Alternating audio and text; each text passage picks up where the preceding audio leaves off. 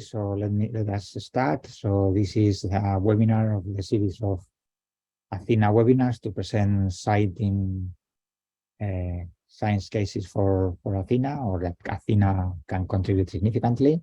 And it's for me a pleasure and an honor to welcome and present Antonis Georgakakis. He did his BSc in physics at the University of Athens, and then his MSc in Crete, and then the PhD in London, Imperial College.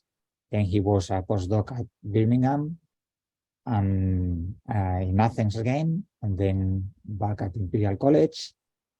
Then he was a Marie Curie Fellow again in Imperial College, so he knows very well over there.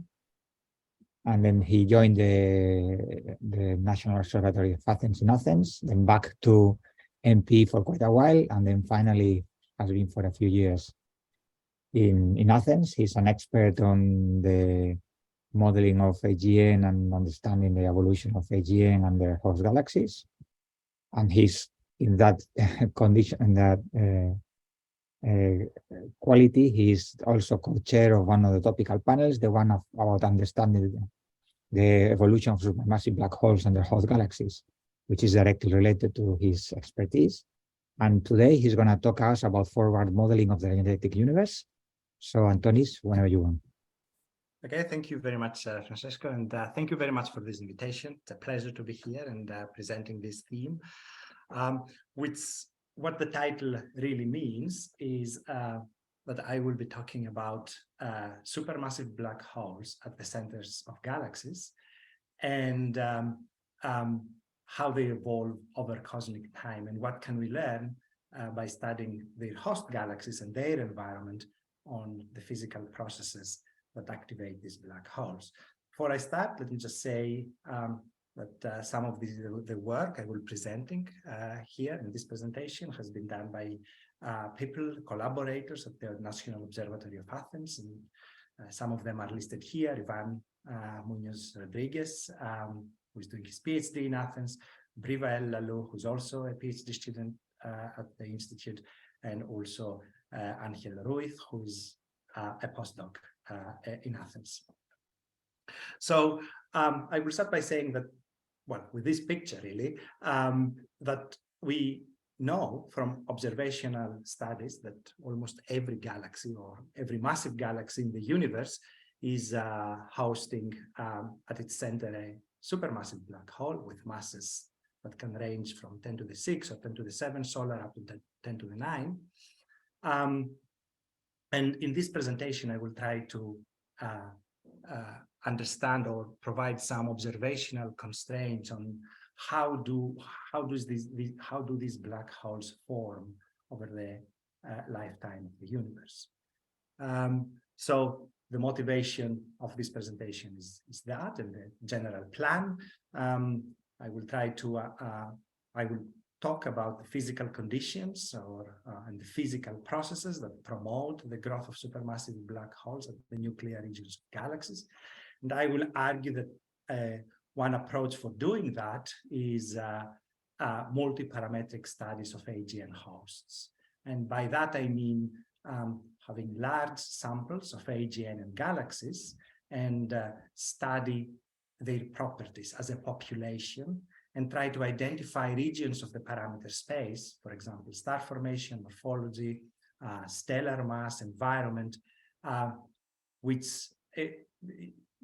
in which the accretion of the black hole is proceeding more efficiently.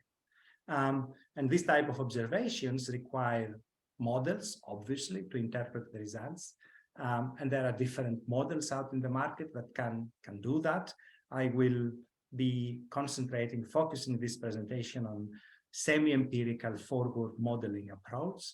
And I will argue that this is well suited for this type of population studies of AGN and their host galaxies. And I will demonstrate that using the environment as an example. And the question in this particular application will be, does the environment play a role in activating the black holes at the nuclear regions of galaxies? Do we see evidence, observational evidence for that? But let me just start the presentation with this plot, which is our understanding of the evolution of black holes in the universe, right? This is not exactly the black hole density, it's the black hole accretion density, the growth rate of the black holes in the universe. And this is shown by the way by this black line and the shaded region. This is a paper. This is coming from a paper by James Aird, and it is the result of 25 or more years of research on the evolution of supermassive black holes at the centers of galaxies. So different groups have been studying black holes, how they when they are active. And by that, I mean that supermassive black holes accrete material from their surroundings. When they do that, they emit radiation, they emit energy, lots of energy, and they can be identified as the astrophysical class of sources called active galactic nuclei. So various groups have been studying active galactic nuclei and different redshifts and how they evolve with redshifts.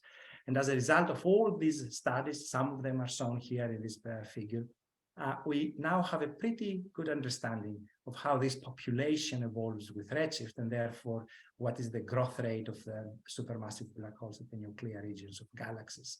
So you see that there's a peak, a broad peak between redshifts of 1 or 2, and then there's a decline at higher redshifts. Some of the details of this evolution are still missing, are still under debate. For example, the exact normalization, whether heavily obscured AGN also have a significant contribution to this curve. But I would argue that these are second-order effects. These are details, really. We now understand pretty well how this population evolves. What we don't understand very well at the moment is what is driving this evolution. What are the physical processes that are responsible for this, for what we see here, for the accretion history of the universe. And I will argue that, well, in order to address this issue, what are the physical processes that drive this, the accretion history of the universe?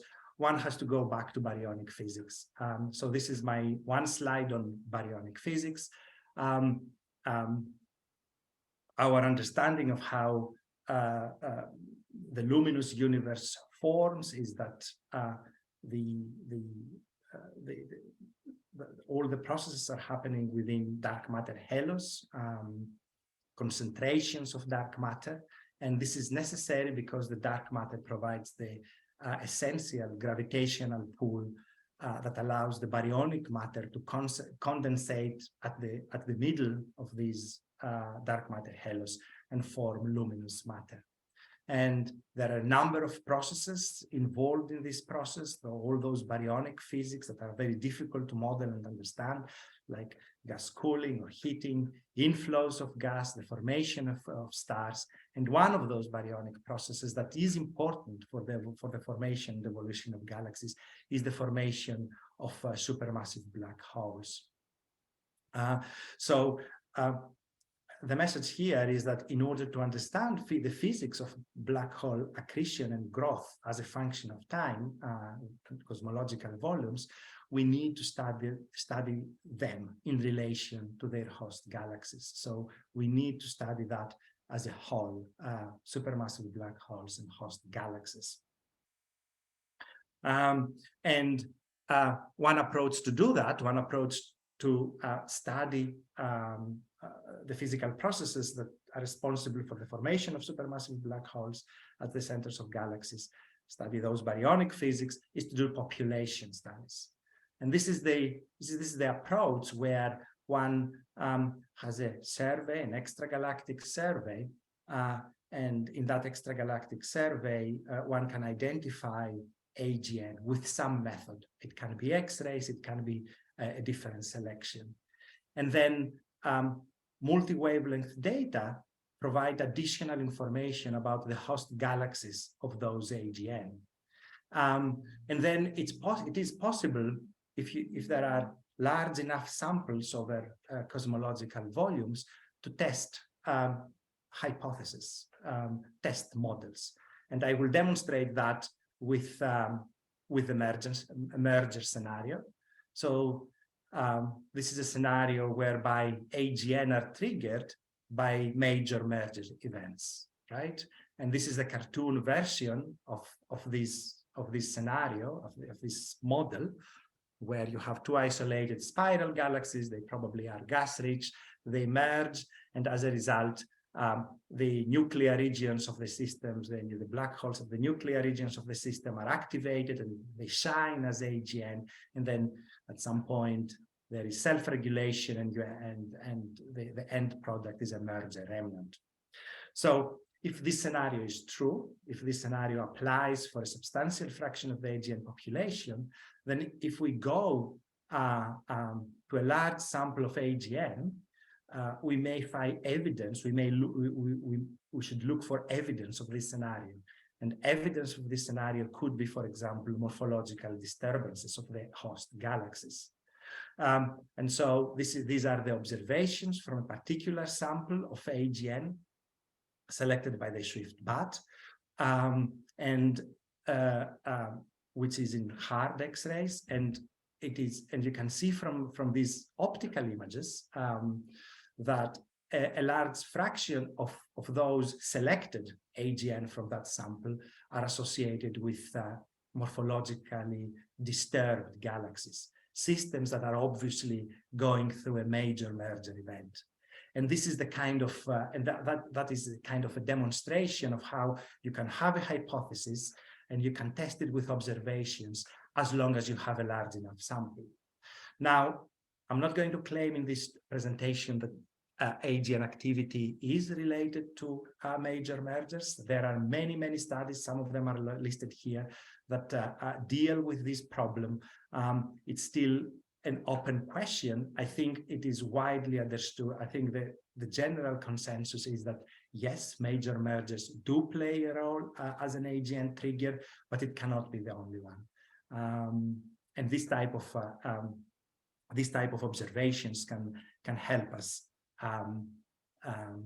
move forward in this subject. So this is the value of population studies of population studies of AGN and their host galaxies. However, there is a big caveat here with population studies. And the caveat is that the parameters of interest have covariances. And on top of that, there are observational selection effects. So one has to be very careful how to interpret observations of AGN and their host galaxies, because selection effects along with covariances could lead to biases and therefore misinterpretation of the observation. And therefore one needs somehow to account for those effects, right? And there are a number of things that one can do. Often in the literature, people define control samples of non-AGN and those that have the same selection criteria as the AGN sample, and they try to mitigate some of those covariances or selection effects, observational selection effects in that way. In that presentation, I will propose forward modeling and semi-empirical forward modeling in particular. So how does that work?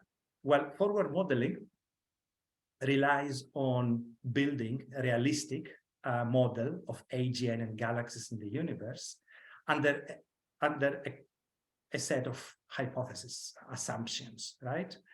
And then once you have this model,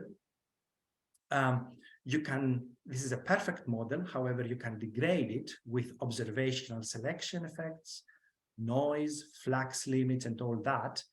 And that allows you to produce realistic observations, mimic observations. And then the comparison with observations is straightforward because both data sets are made to look alike.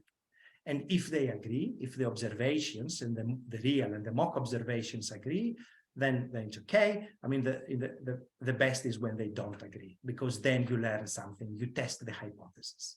And that's how the forward modeling approach that I will be using in the next few slides works. I will also be talking about empirical models, really. You know, there are many families of models out in the market, semi-analytic models, hydro models. I will use empirical models, models that are based on assumptions, physical assumptions, but also on observational relations. And the reason for that is that, you know, this empirical modeling approach allows a good handle on assumptions, and therefore it's very good for hypothesis testing, as I will show you later on. Now, how can we produce a realistic model of AGN and galaxies in the universe? An empirical model as well? Well, this is possible because because nowadays we can measure this quantity here, which is defined, which is called the specific accretion rate of AGN, and is defined like that. Is the ratio between the AGN luminosity, in this case X-ray luminosity, and the stellar mass of the host galaxy on which in which this AGN is embedded. And we are lucky enough nowadays to have a wealth of multi-wavelength extragalactic surveys. Some of them are shown here, both from Chandra and XMM.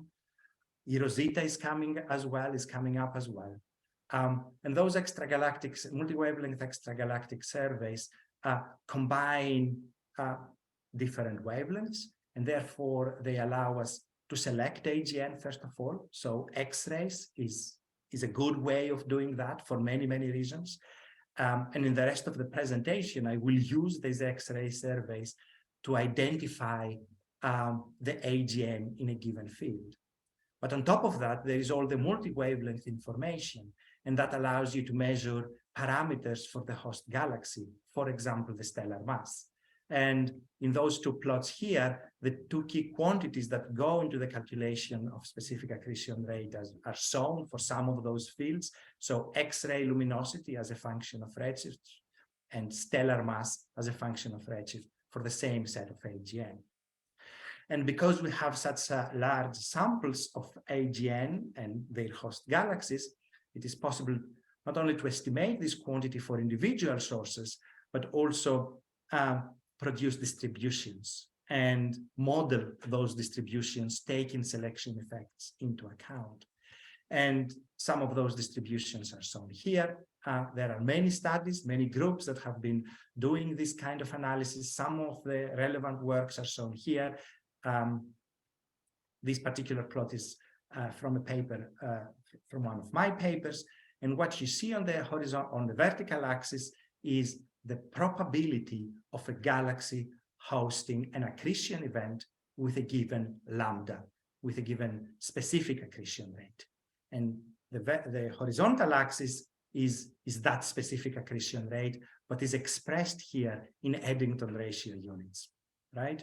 So the specific accretion rate distributions that we build from those samples are essentially probability distribution functions. And this is very important.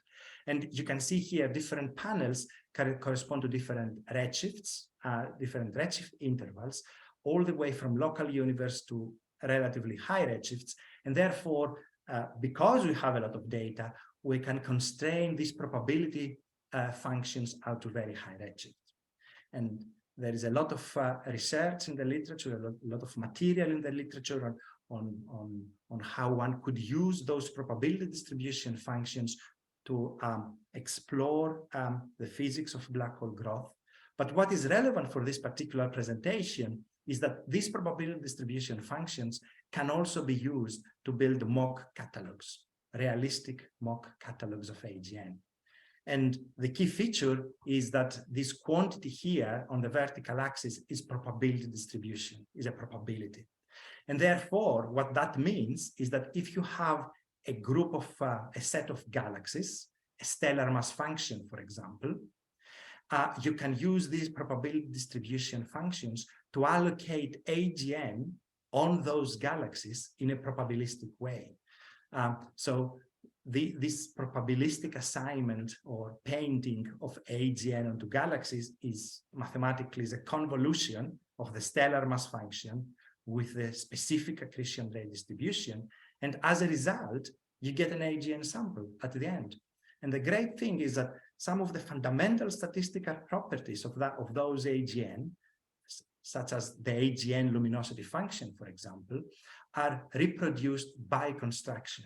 So this is an empirical way of building realistic simulations, and those three panels here are essentially the core of what I will be talking later on, of the semi-empirical approach, forward modeling approach I will be talking in this presentation.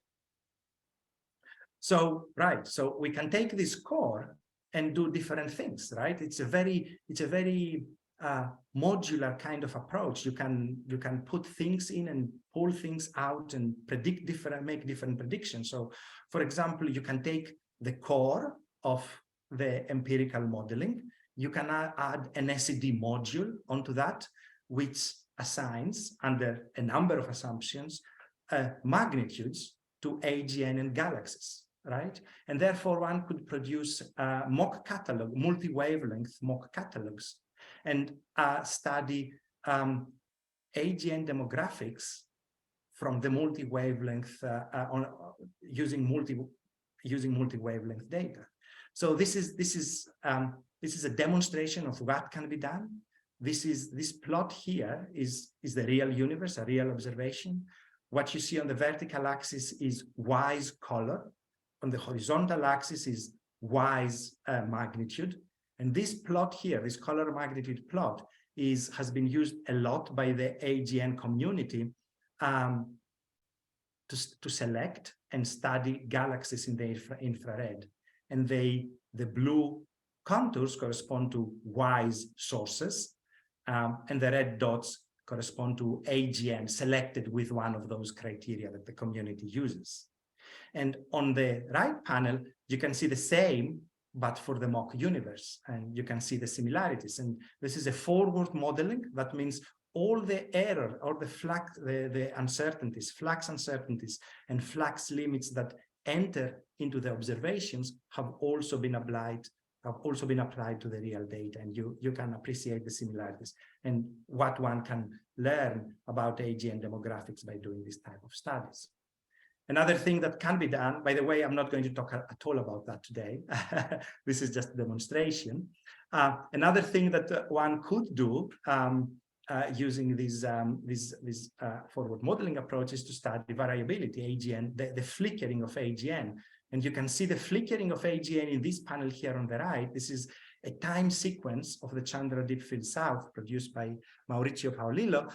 And you can probably identify, if you look at it long enough, you can see AGN popping in and out and flickering.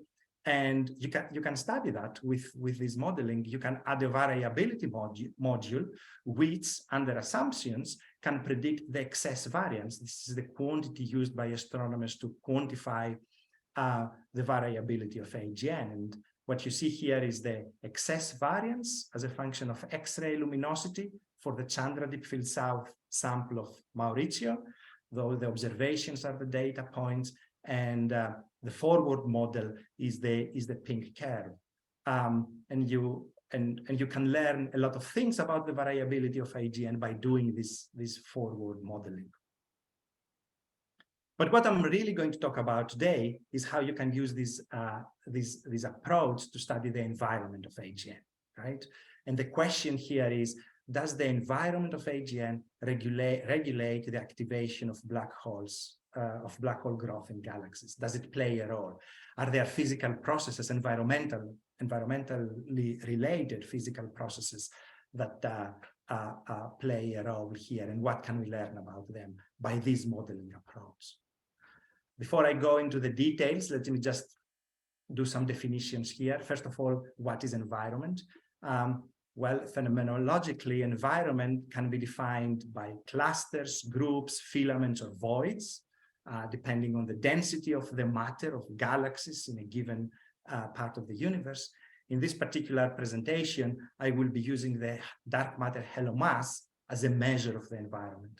And there is a correspondence between halo mass and the phenomenology of environment. So, for example, dark matter halo masses of 10 to the 13 solar would typically correspond to the group scale. Halo masses above 10 to the 14 would correspond to what we call clusters. Let me motivate why it is interesting to study the environment of AGN. Well, this is because a number of measurements, mainly coming from X-rays, mainly coming from X-ray selected samples, suggest that the typical environment of AGN, and I will emphasize here typical, it will become important later, the average environment of AGN is at the group scale. So this is demonstrated in this figure here. So this is the mean halo mass of different AGN samples plotted as a function of X-ray luminosity of the AGN. The two panels correspond to different redshift intervals, and the data points are measurements from the literature. So different groups use methodologies, different methodologies to measure the halo mass, the typical halo mass of AGN in their sample, and these are their measurements. And I have drawn here a horizontal line which shows the group scale as defined above.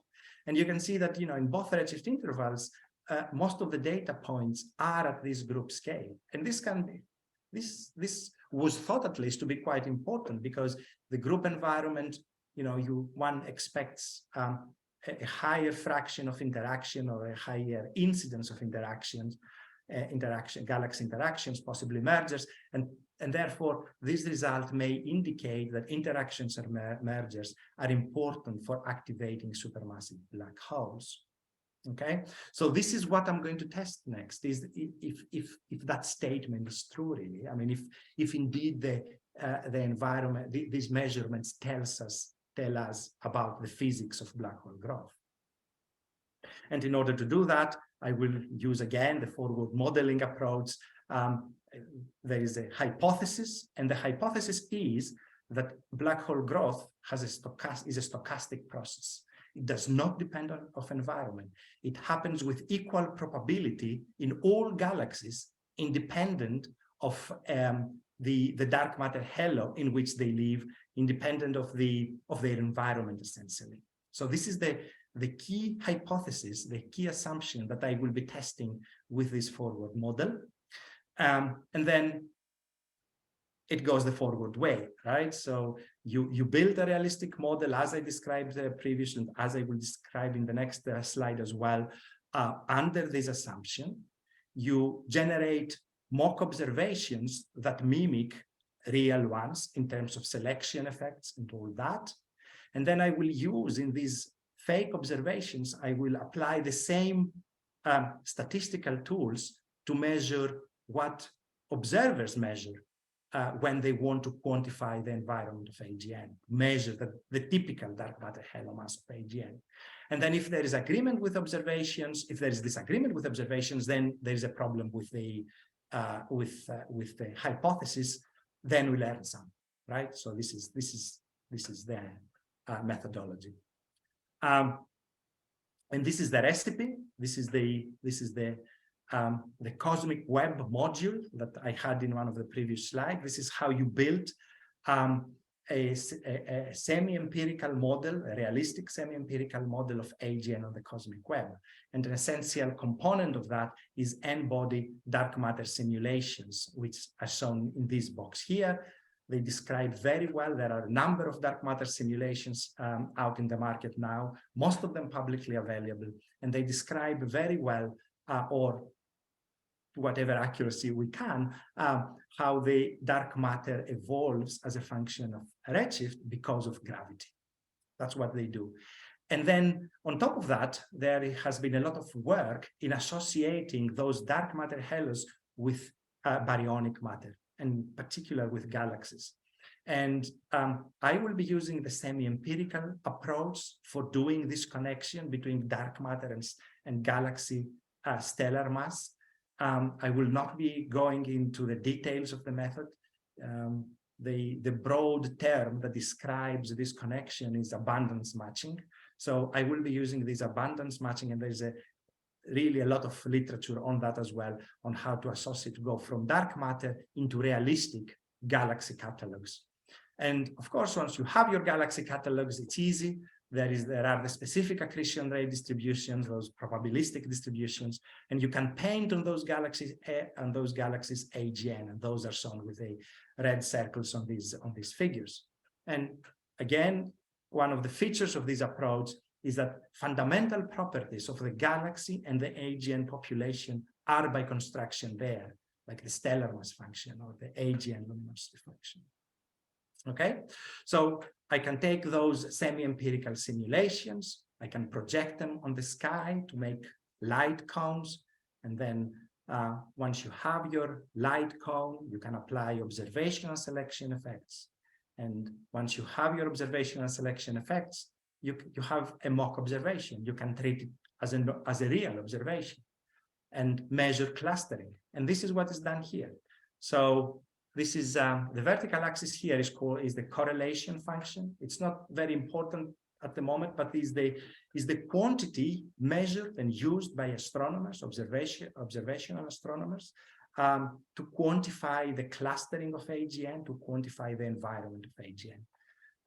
The more positive this quantity is, the more clustered the matter is, and the more, which means really that it deviates more from a random distribution. That's what it means. And this correlation function is plotted here as a function of scale.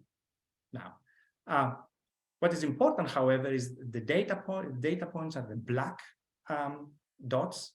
These are coming from a particular field, from a particular survey in the sky that combined X-rays with multi-wavelength information.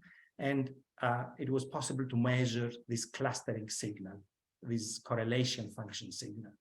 Now, with the forward model, we can replicate exactly those same observations and repeat the exact same calculation for estimating the correlation function. And this is shown with the red shaded line region. And you can see that the agreement is reasonably good, which means that the zero order assumption that AGN are stochastic in nature, their incidence that does not depend on environment is not that bad. And of course, I show here a particular sample, but you can repeat this exercise for different samples, different observations that groups have used over the years to measure this particular quantity, the correlation function. And if you do that, then you find the same result. You can reproduce to a good level of accuracy the observations just by using this zero order assumption of stochasticity, right? And this is kind of a depressing result, really, because what it tells us is that measuring the environment of AGN does not tell us anything about physics. Right? I mean, the environment, the activation of the supermassive black hole and the environment, at least in this parameter space, are not connected. However, what we can learn from this kind of modeling is what is the typical environment of AGN, where do AGN live? And you can use this model to build the distribution of dark matter halos that are occupied by AGN above a given luminosity cut. So the blue here is for very luminous AGN, X-ray luminosities above 10 to the 44. The red line here is for less luminous AGN at this cut. And what is interesting is that this looks like a skewed Gaussian. The peak is about 10 to the 12 solar for both, essentially for both, or a few times 10 to the 12 for both luminosity cuts.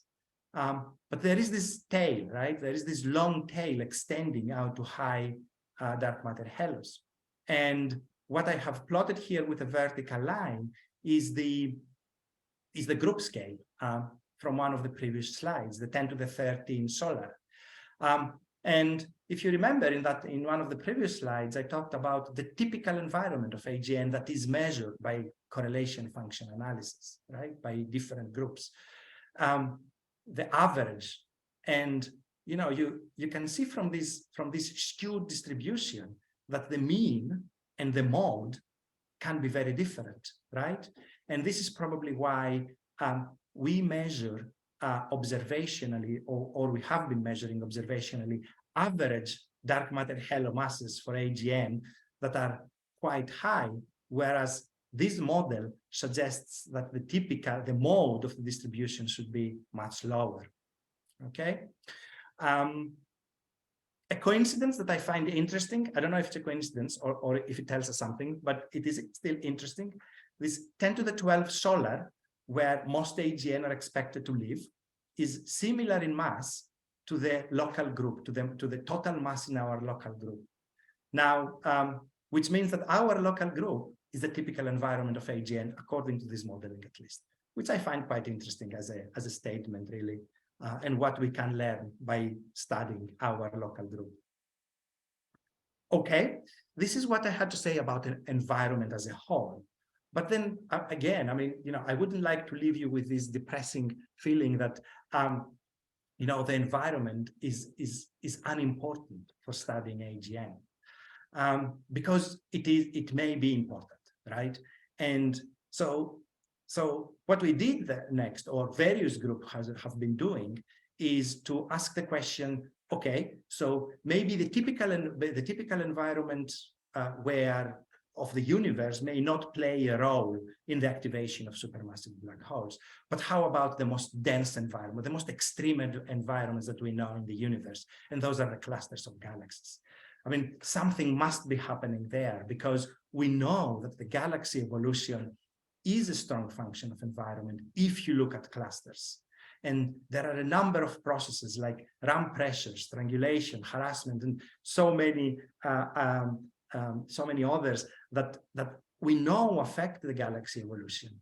Do they affect the incidence of AGN, or the incidence of active black holes in clusters of galaxies, the most extreme environments, right? And the way I will approach this is by looking simply at the fraction of AGN in clusters. This is a counting experiment. You count AGN in the cluster, and I will use X-rays to identify those AGN in the cluster and count them. And then count the galaxies, member galaxies in the same cluster, and just take the ratio between the two and see, what we can learn from that. And also, I mean, that's the observational side. Now, the same will happen on the modeling side. Again, I will build a model of the universe with AGN, or clusters of galaxies with the AGN in them, under the zero-order assumption of stochasticity. And let's see what happens. So this is the result. This is from a recent paper by Ivan Munoz-Rodriguez. What you see on the vertical axis is fraction of AGN. It's simply a counting experiment, number of AGN members divided by number of galaxy members. And this is plotted as a function of redshift. And the various data points, the stars here, are the actual observations. And the different colors correspond to different luminosity cuts for the AGN population. So if you just concentrate for a moment on the blue points, right? So first of all, you see that there is a very fast evolution of the AGN fraction in the universe. It starts pretty low at this is an upper limit at the local universe, and then increases to something much higher at redshift of about 1. Now, these blue data points should be compared with the blue shaded line. This is the forward model, the same selection effects as with the real observations, but under the assumption that there is the AGN activity does not depend on environment. And you can see that this model fails to reproduce the blue data point up here. And in fact, the model significantly underpredicts the number of AGN in clusters of galaxies, massive clusters of galaxies at redshift of about 1. which suggests that clusters of galaxies are significantly more, at redshift 1, are significantly more active in promoting AGN activity compared to what the stochasticity assumption predicts, right? So this is an interesting result. Now, if you concentrate on the red data points, those are the lower luminosity AGN now. You can see again something similar. The red data points are the measurements from different groups in the literature, and they should be compared with the red line. This is the model, again, the forward model under those assumptions. And again, you see that the model appears to underpredict, overpredict, maybe underpredict the number of AGN at high redshifts, but this data point is a lower limit. There's so much one can say about that. But if you focus here at the low redshift universe, you can see that the model, the red line, is above the red data point. And in this case, the model predicts significantly more AGN in massive clusters of galaxies compared to the observations. And therefore, that suggests that at low redshifts, there is a suppression of the AGN activity compared to what the stochasticity assumption predicts. Now, I'm going back to this high redshift result, which is quite dramatic in amplitude difference between model and observation. So this is a major failure of the model. And speculate a bit about the physical processes. And I will argue that there are two possible physical processes that is responsible for that difference, for the fact that at high redshift clusters appear to be a very friendly environment for the growth of black holes. One of the possible physical processes are interactions. That's obvious. We may not have mergers in clusters of galaxies, but we definitely have interactions, and those could promote AGN activity, especially if there are gas-rich galaxies. Another not so much expected physical process that could also promote AGN activities around pressure. This is usually used as a physical process to suppress really star formation or AGN activity because it removes gas from the galaxy. But recent simulations, as well as observations, suggest that under certain conditions, RAM pressure can initially suppress the gas in the nuclear regions of the galaxy and possibly promote AGN activity. So this and those favorable conditions may apply at the high redshift universe. So this is how we can interpret this result in terms of physics. So I'm done. This is all I am going to say about forward modeling and results using existing data. I just have a couple of slides before I finish, about the outlook for the Athena X-ray Observatory. How can the Athena, or the new Athena, help us improve on those studies that I just presented, on those population studies? And the first thing that Athena will do is that it will be an excellent machine for studying the demographics, for studying the obscured universe. And it is true that, like the specific accretion rate distributions that are out in the market today, most of them cannot discriminate or do not discriminate between obscured and unobscured galaxies, AGN. This plot here is a first attempt, I think, to high redshift to independently constrain the specific accretion rate of obscured and unobscured AGN using existing observations. But of course, this kind of analysis will be the playground of the new Athena. And this is a simulation presented by Brivael Lalou in one of his recent papers of how Athena will be really good in identifying even the most heavily obscured AGN in the universe, characterize them as such, and therefore provide demographics, the necessary AGN sample to do this kind of specific accretion rate distributions, which is the essential component of the forward modeling that I presented. Another way that the new Athena could help on environmental studies this time is to allow us to further explore clusters, the incidence of AGN in clusters at high redshift. And this is because at the time of the Athena will fly on the sky, there will be a lot of, there will be a wealth of high redshift cluster surveys. Some of them are shown here, either from Rosita or from Athena itself or from SZ experiments. And one could target or serendipitously study those clusters to explore the fraction of AGN in them and further explore this significant difference between the stochasticity assumption and the actual observation. So with that, I will stop here. I will just put the summary conclusions on, and I can answer any questions if there are any. Thank you, Antonis. So time is now open for questions, as he said.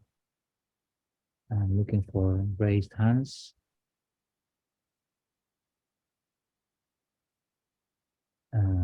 I don't see any.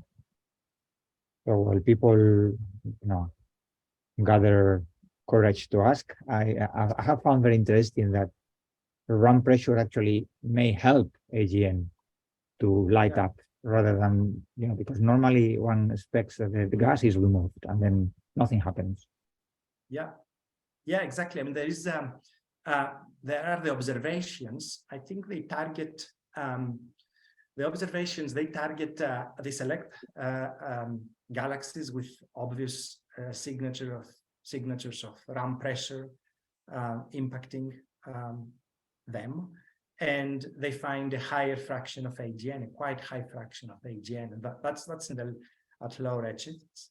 And there's also simulations that also suggest that, like under certain conditions, when the gas is not still dense enough, or the cluster gas is not dense enough, the run pressure can at least can have a positive effect on the nuclear activity of the galaxy by compressing essentially the gas to the nuclear regions. Yeah, it's interesting. Yeah, I found it very interesting. Okay, any questions? I was going to ask you about what Athena can say about all this. We have a question. Gordon, please. Can you hear me okay? Yeah. Yeah, just very quickly, I find that quite an exciting talk, but I wonder if there's an issue in a sense that it all depends on the duty cycle of the physical effect that's inducing the AGN activity. And there's a sort of stochasticity, oh, I can't say that, randomness introduced into the analysis just by the time of observing what's all going on. If there's only a 5% chance of observing an AGN in its active state, say. Yeah, I mean, so, right. I mean, obviously this model,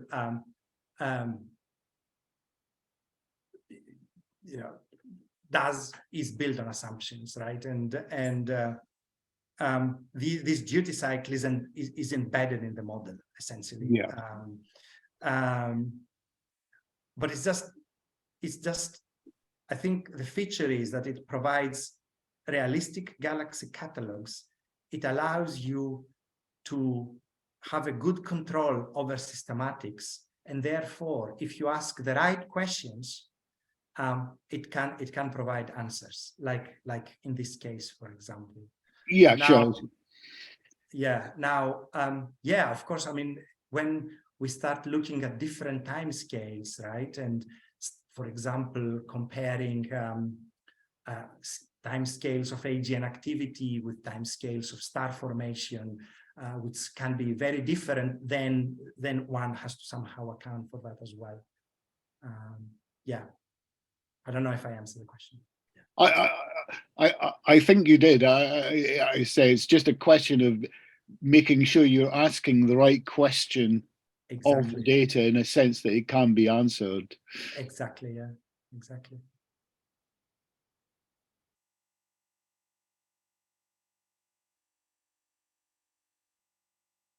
Thank you, Gordon.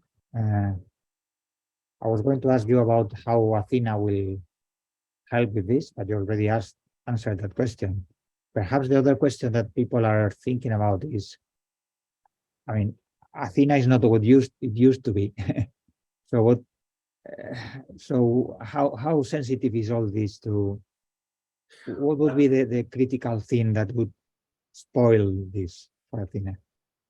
Well, we have to wait and see really how the new design develops. It's very difficult to predict, but I think, you know, whatever happens,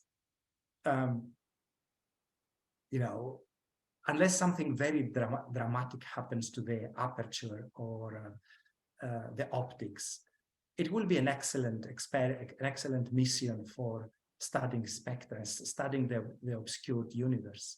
Now, it may not be able to reach, you know, like the highest redshifts as we initially envisaged.